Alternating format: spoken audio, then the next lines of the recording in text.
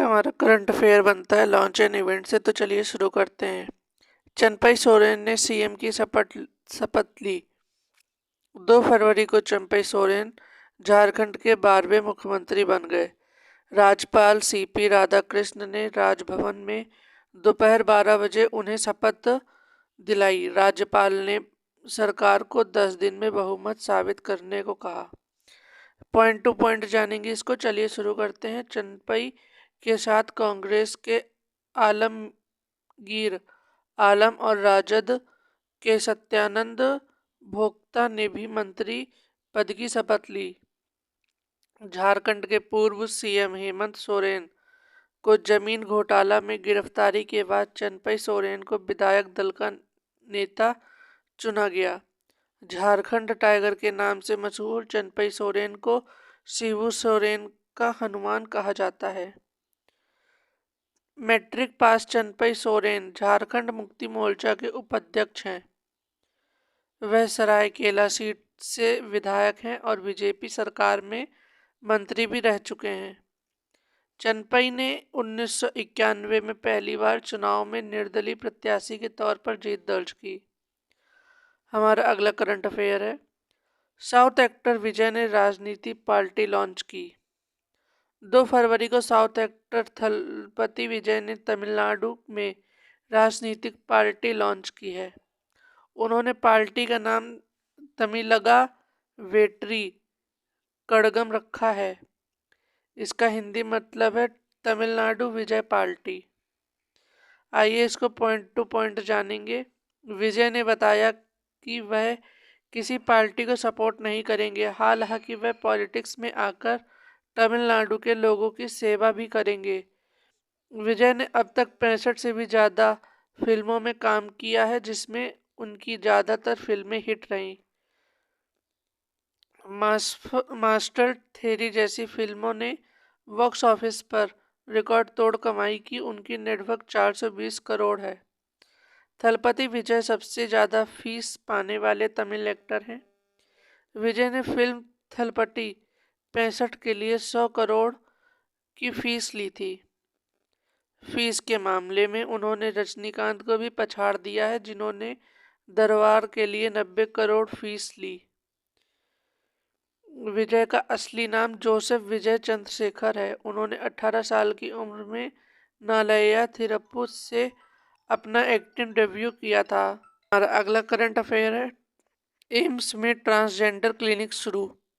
1 फरवरी को भोपाल के all India institute of medical science ने देश के पहले ट्रांसजेंडर क्लिनिक की शुरुआत की गई है। यह सर्जरी से लेकर साइकाइट्रिक ट्रीटमेंट मुहैया कराया जाएगा। आइए इसको पॉइंट टू पॉइंट जानेंगे। एम्स में मनोचिकित्सक, एंड्रोक्रोनिलॉजी, यूरोलॉजी और प्लास्टिक सर्जरी विभाग की सेवाएं उपलब्ध रहेंगी। यह क्लिनिक हर महीने पहले और तीसरे गुरुवार को दोपहर 2 बजे से शाम बजे तक चलेगा। अलग अलग डिपार्टमेंट के डॉक्टर मिलकर इस क्लिनिक में मरीजों का इलाज करेंगे। इस क्लिनिक के खोलने से बिना किसी झिझक के ट्रांसजेंडर यहाँ इलाज कराने के लिए आ सकेंगे। इस क्लिनिक के प्राथमिक लाभार्थी जेंडर आइडेंटिटी डिसऑर्डर से पीड़ित लोग रहेंगे।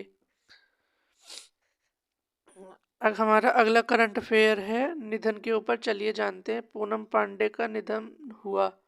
2 फरवरी को कानपुर में बॉलीवुड एक्ट्रेस और मॉडल पूनम पांडे का निधन हो गया। सर्वाइकल कैंसर की वजह से 32 वर्षीय पूनम का निधन हुआ। पूनम की मैनेजर और बहन ने उनके निधन की पुष्टि की। आइए इसको थोड़ा विस्तार में समझेंगे।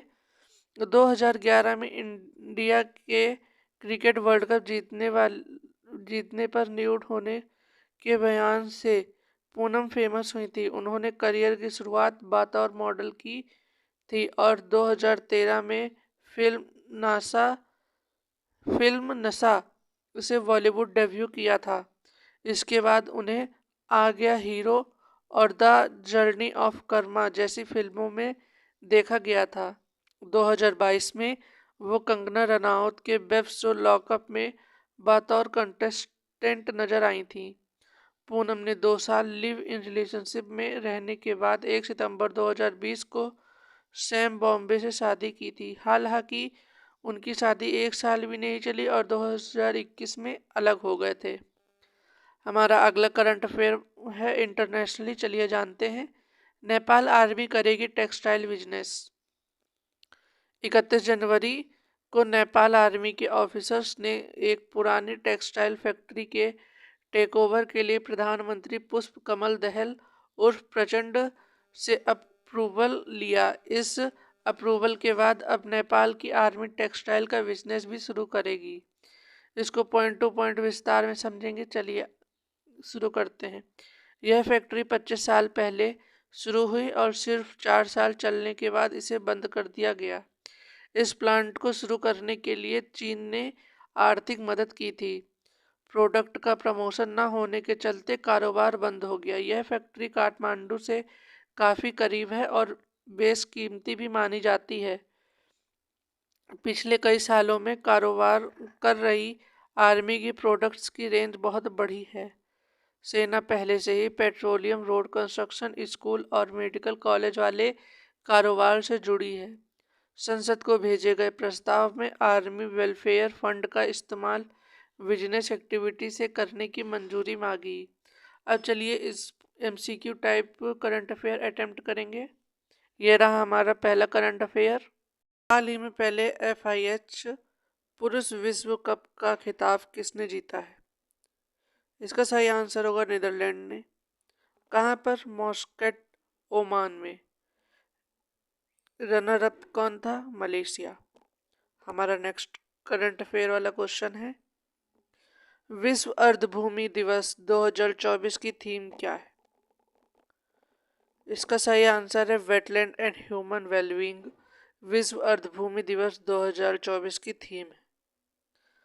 हमारा नेक्स्ट क्वेश्चन है, हाल ही में किस राज्य में उंगली थेड़ी उंगल ओरिल योजना शुरू की गई है? उंगलई थेड़ी उंगल ओरिल योजना तमिलनाडु में शुरू की गई है। इसका सही आंसर है ऑप्शन ए। नेक्स्ट क्वेश्चन है हमारा, हाल ही में झारखंड हाईकोर्ट के नए चीफ जस्टिस कौन बने?